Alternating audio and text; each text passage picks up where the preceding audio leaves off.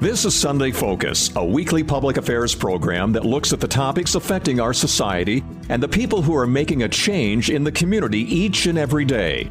The people who have vision for the next generation. Sunday Focus presents new challenges for us, keeping you informed with topics of local and regional interest. Now the host of Sunday Focus, Christine Manica. Good morning. Coming up on this edition of Sunday Focus, we will be talking to the executive director of the Sioux Falls Regional Airport, Dan Letellier. The airport industry has bounced back since the start of the COVID-19 pandemic. Thankfully, things are starting to look up at the Sioux Falls Regional Airport, but not as quickly as some would hope. Dan Letellier joins the show to talk about the changes during the pandemic, inflation, new exciting additions that are coming to the airport that does include a parking garage, and the upcoming holiday travel. That's all coming up on this edition of Sunday Focus. If you're driving on the interstate, a state highway, a county highway, through town, or on a gravel road, this message is for you. Buckle up, don't skip the click. Crashes don't discriminate, they happen everywhere. Hi, I'm Trooper Peterson with the South Dakota Highway Patrol, reminding you that wearing your seatbelt is one of the best ways to protect yourself while driving. Buckle up, don't skip the click. This message brought to you by the South Dakota Highway Patrol and Results Town Square Media.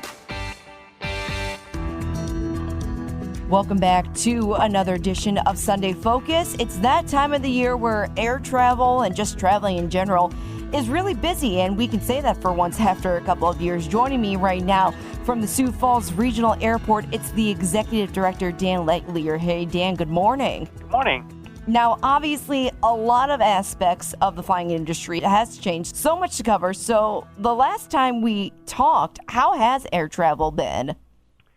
I think, across the country, but certainly here in Sioux Falls, we've rebounded very well.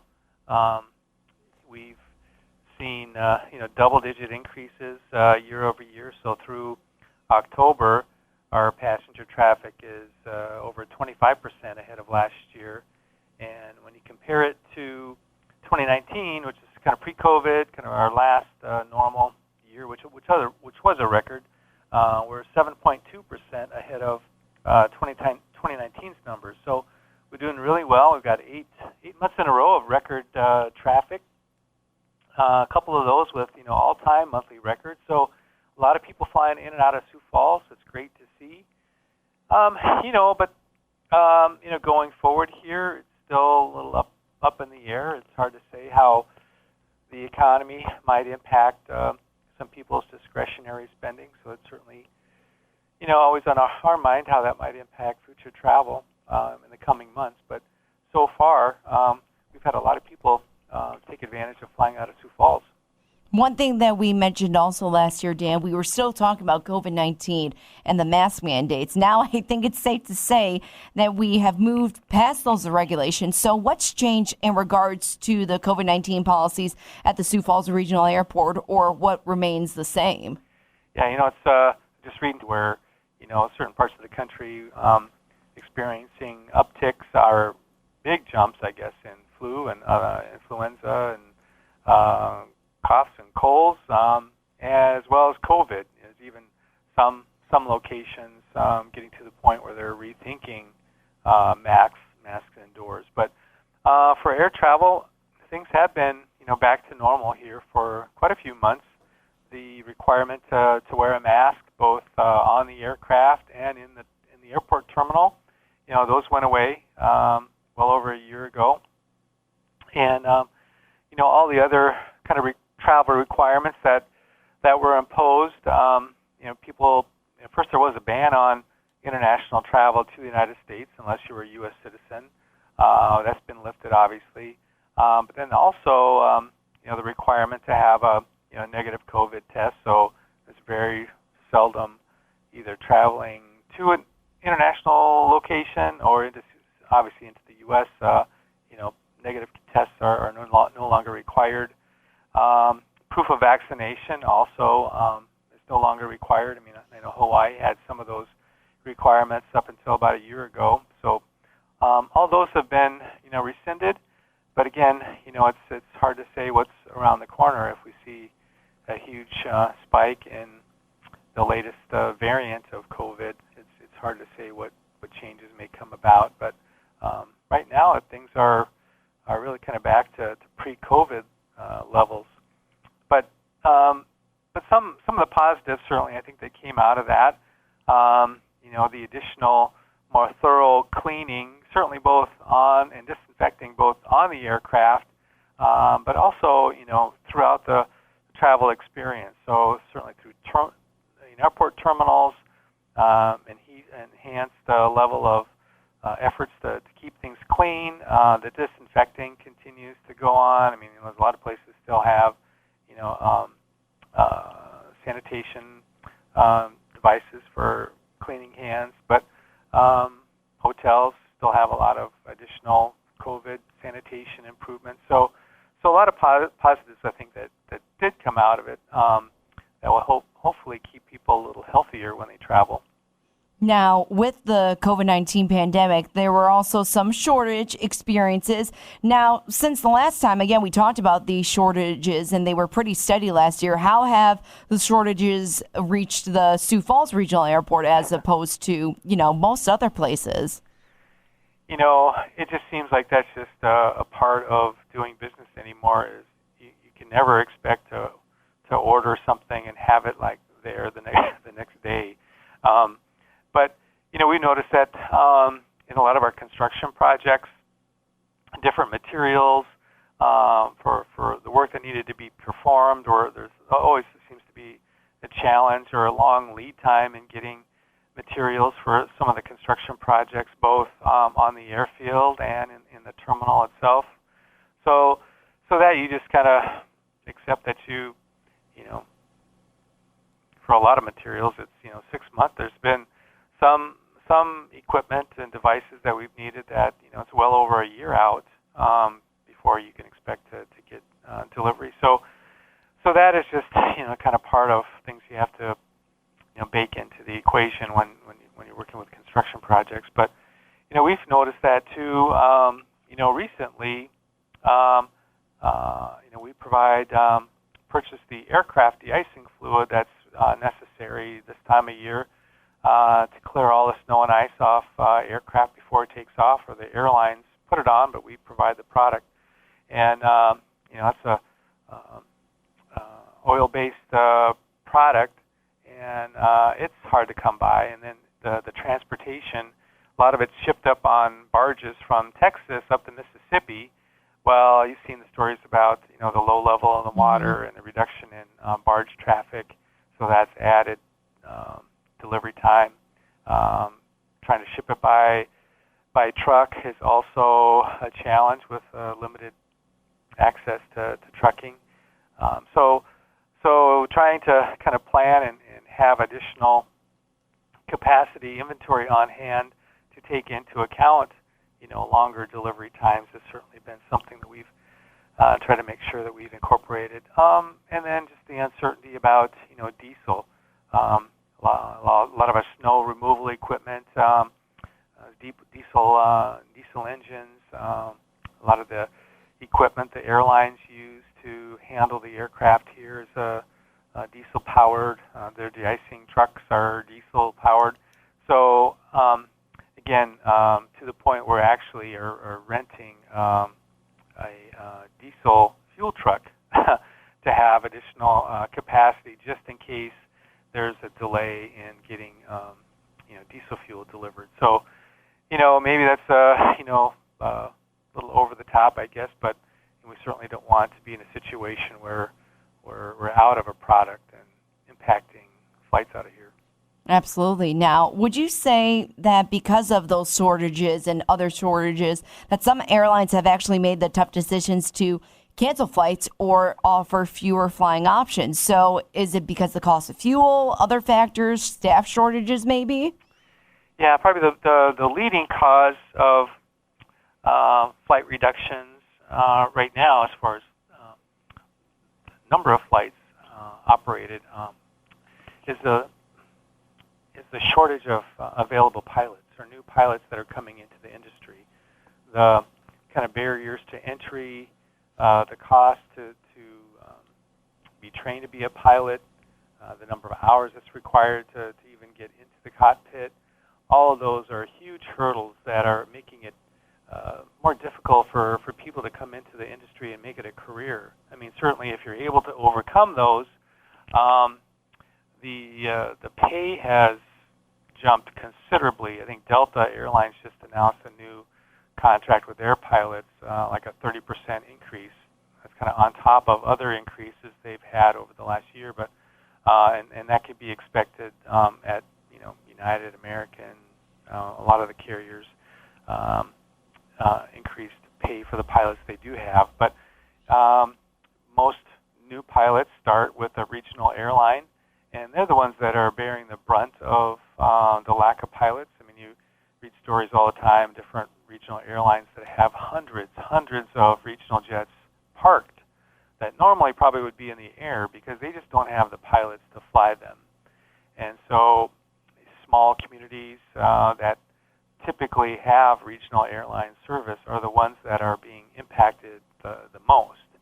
And we've seen that here in Sioux Falls as well. I think we're maybe, with the amount of travelers that we have, the willingness to maybe pay a little bit higher fare so far, that's really helped us kind of maintain at least the number of seats that are available out of Sioux Falls, because what you're seeing is less frequency. So instead of 6-7 flights a day to on Delta to Minneapolis, their main hub, now it's 3 or 4. A couple of those are larger aircraft. The same is true on United to Denver or Chicago. You don't have the frequency you used to, with most of those being regional jets. Now you have some larger 737s or Airbus aircraft, which is great to see, but you have 3 flights a day instead of 6 flights a day or 7 flights a day. And so the options to fly out of Sioux Falls are less, and the connection time you're going to find out is in Chicago or Denver or Minneapolis is probably not going to be that convenient. A 50, 60-minute connection, it may be numerous hours in between flights just because there isn't the frequency that we had before. So it's good to see the bigger planes in a lot of situations, but it also comes with less frequency. Now, Dan, before we move on to the next topic, I do want to point out, so I fly to Chicago frequently. That's where I'm from. Yeah. And I did notice the bigger planes. I think I was going back here to Sioux Falls, and I noticed a lot more people boarding this plane. I'm like, what? There's no way that there's that many people going to Sioux Falls. And to my surprise, a bigger aircraft. So it's just that change I did notice. Yeah, they've just done that in the last few months. Again, it's kind of reflection that they don't have the frequency, but they are, and the first time in many, many years that there's been a Airbus or 737 to Chicago. I mean, it's great to see, and hopefully that continues as time goes on. But yeah, just if you're only going to Chicago, then that's great. But if you're going on to Syracuse and there's a 4-hour connection, that's just, unfortunately, that's kind of the way it's going to be. If you are just listening right now, I'm being joined by Dan Letellier of the Sioux Falls Regional Airport. You hinted at this already, Dan. Let's talk about those flight prices. Now, in some opinions, they've just skyrocketed over the last year or so. In your opinion, are the flight prices back to pre-pandemic prices, or are they truly higher than normal? Well, I mean, you have to, obviously everything is more expensive, right? I mean, the inflation has driven just about everything higher. But I would say, it's a couple of factors. One, it's an economics lesson, right? I mean, there's less seats available. There's less capacity because they have had to reduce flying. There just aren't as many pilots, so they've had to reduce flying. Well, fewer seats, and the demand is still there.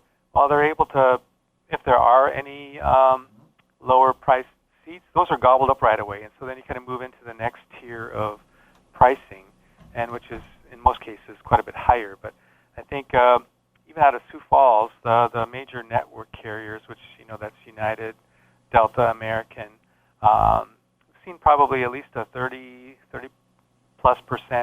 increase in fares over the last 12, 14 months. Again, a lot of that's driven by reduced capacity, but their expenses have gone up as well. So the price of jet fuel has skyrocketed. It's kind of derivative similar to diesel, so it's more than just your unleaded gasoline that you might see. So jet fuel has gone up considerably. The labor, I mean, they've in a tight labor market, they've had to increase their payroll, their wages quite a bit to try to attract or maintain a workforce. So what they're paying their employees is quite a bit higher. So their costs have all evolved into higher costs that's passed on to the public. We've been fortunate though, and I think it's really been a main driver for a lot of our growth this year is Allegiant and Frontier. They're considered a ultra low cost carrier, and their prices are quite a bit lower, and they have increased their fares some, but not to that extent. Might be 8 to 10% higher. But you're also paying for a lot of other fees besides just your plane ticket. But they've kept their prices a little bit lower and haven't increased them as much, and they've added quite a few different destinations. So that's really bolstered a lot of our traffic out of Sioux Falls in the last year. So, Dan, what is your best advice that you can give travelers when it does come to purchasing tickets with the rising prices? Is there a best time to buy a plane ticket? I've heard there's a lot of, scientific numbers behind this, as in the best day to get them is on Tuesday or on Thursday, whatever. That I really couldn't say. In most cases, if you can buy your tickets, 50, 60 days in advance, it's probably far enough out that the lower tier, the lower price fares are still available. The further out you get, actually the fares may be a little bit higher. Sometimes if you wait a little bit closer to departure time, let's say 30 days out, maybe it could be a little bit less. It just depends how full that aircraft is, or that flight that you're looking at, how full that flight is at that point in time. But typically, if you can, 50, 60 days out, I guess I would kind of start looking at probably the best time, or most of the lowest fares that are available. But you have to be flexible. To get the lowest fares, you need to travel on that, on Tuesday or Wednesday or Thursday. You need to stay over on a Saturday night. You got to buy them at least 2 weeks in advance. So there's a lot of hoops you need to get those lowest fares, but they're out there. So you just need to be kind of diligent, and certainly if you use some of the online travel sites like Orbitz, Travelocity, some of those can be very helpful too. Google Flights, a lot of those can be helpful. Now, again, I think you hinted at this, but have the higher prices affected flyers or even potential flyers here in Sioux Falls? I would say not as much as you might think. Again, with the big jump in airfare from the network carriers, their flights are full. I mean, they have reduced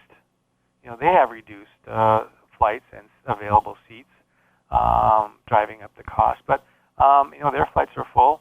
And again, Allegiant and Frontier has service to Denver and connections in their hub in Denver to quite a few different cities in the western U.S.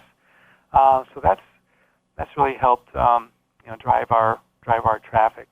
And so we haven't really noticed. Obviously, we have a record number of people flying, so it hasn't really impacted us yet. But as time goes on, again with those prices being higher than they've been, and people may be a little bit more concerned about maybe I should save the money, maybe I should hold off on that trip, the next couple of months.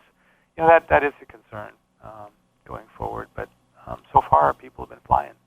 What's the worst mistake a future traveler can make as they're purchasing an airline ticket? Any horror stories that you've probably heard? Well, again, every fare that you purchase, it comes with, usually there's some restrictions or limitations, and so just making sure that you understand what those are. if you're flying on Allegiant or Frontier or Spirit, those airlines, those fares are very low for a reason.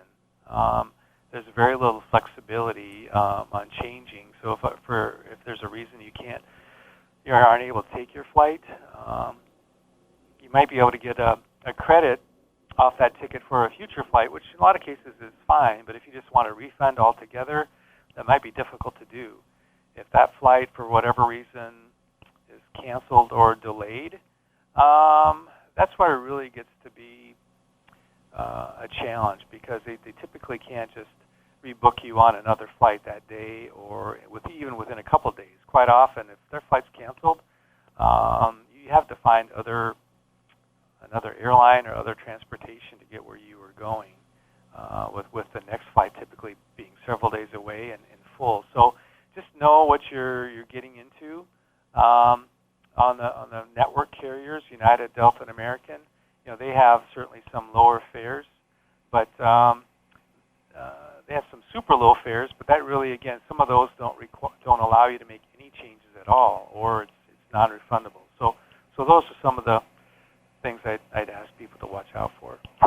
Dan Letellier with the Sioux Falls Regional Airport talking to us about what's going on with the Sioux Falls Regional Airport and some travel updates. Now, Dan, let's talk about the exciting things that are happening at the airport. What are some projects that you have happening or coming down the road? Well, probably the biggest one we've been working on for quite a few years, is the construction of a new parking garage. So I know it's a facility that people have been asking for quite some time, and we've done many studies, many calculations, many different design attempts at it. But we have elected to move forward. We have a contractor in place, and starting 1st of April, we'll be beginning that project. Will be about a 4-level parking garage right in front of the building, where the short-term lot is right now, right across the street. And it will take about 18 months to construct. So asking for everyone's patience during that time, because it will be disruptive. A lot of people will have to park in our economy lot, which is a little further away, but we will have a shuttle that will be continuously going back and forth, so that will be available. But yeah, I think people will be very excited, very pleased when it is finished.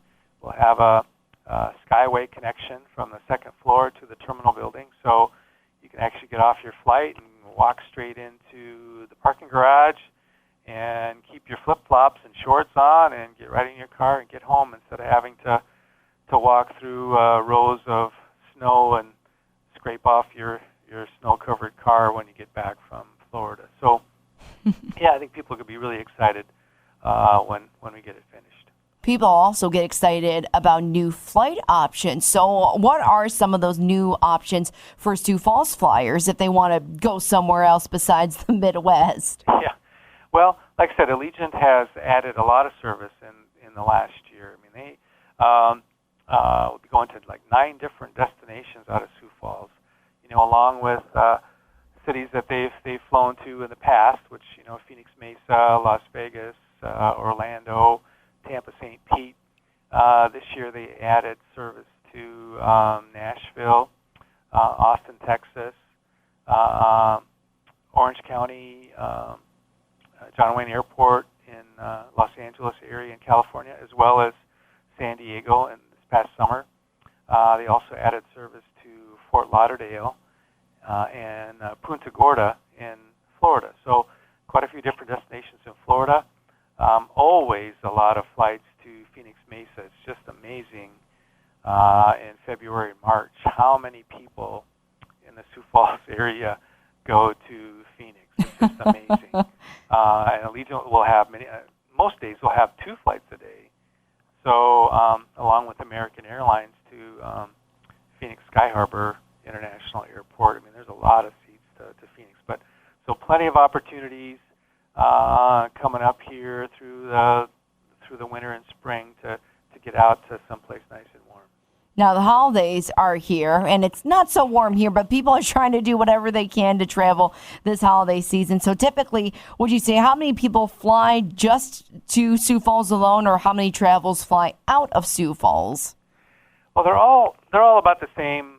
Most people that fly out tend to fly back in, but we're expecting well over 50 to 55,000 people that will be flying out of Sioux Falls, so about the same amount coming in. We'll have, over 110,000 people coming and going through the month of December.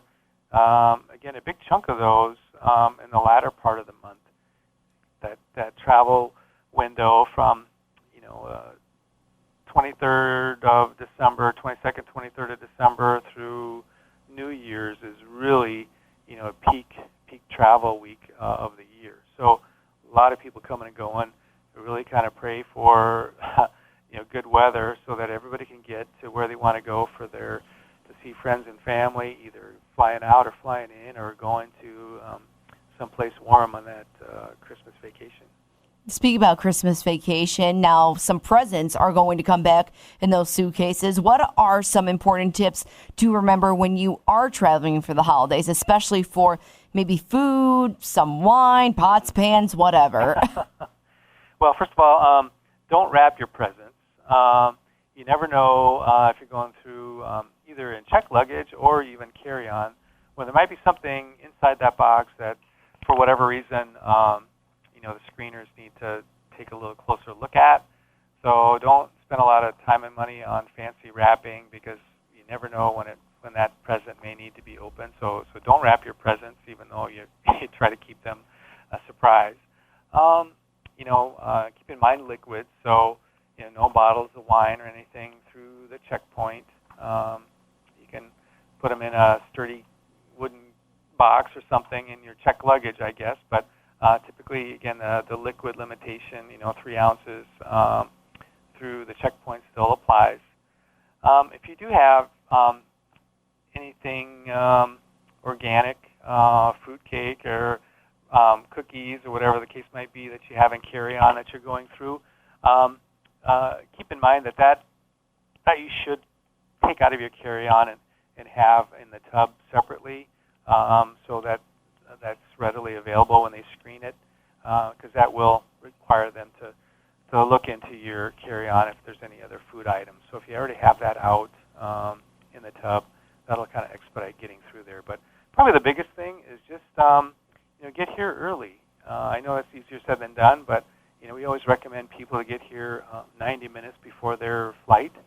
So when they can get everything checked in, they can get through security, and then get on the concourse. And normally, that process will go fairly quickly, but you never quite know, and it's a lot less stressful. So if you get here in plenty of time, you can get through all those steps and get on the concourse. We have great places, great food choices on the concourse. So certainly encourage people to get here early.